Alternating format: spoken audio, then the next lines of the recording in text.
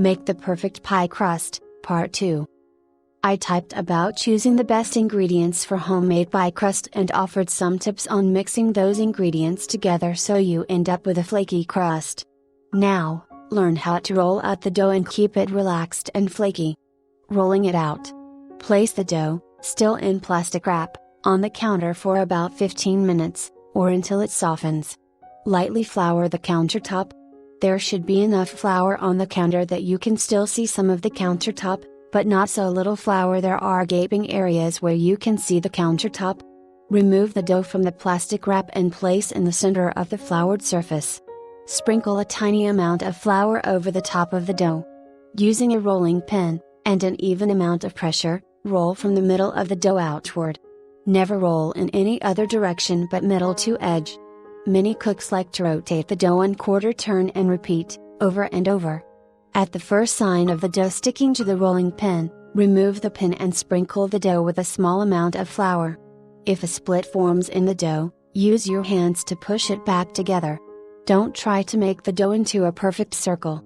It just needs to be large enough to fit into the pie plate. 9 inches is standard for a pie plate. If your plate is bigger, make sure your recipe makes up enough dough to accommodate the plate, otherwise you'll have too little pastry to get the job done. Use a ruler to check the size of the dough, or hold the pie plate upside down just over the pastry. Into the plate.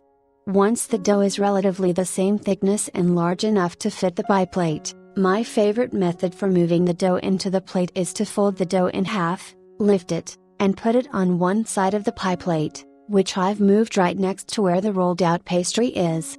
Then I simply unfold the dough. Another method is to roll the dough up onto the rolling pin, then unroll it gently into the pie plate. If the dough splits, just push it together with your fingers.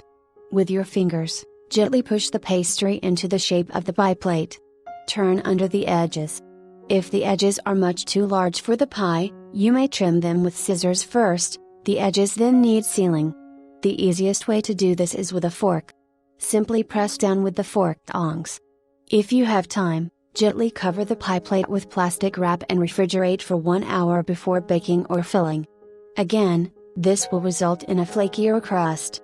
If the pie crust needs to bake before adding filling, prick the bottom and sides with a fork first. Pies and tarts to try. Apple fine pie, a French take on the American favorite. Charred tart, a unique dish.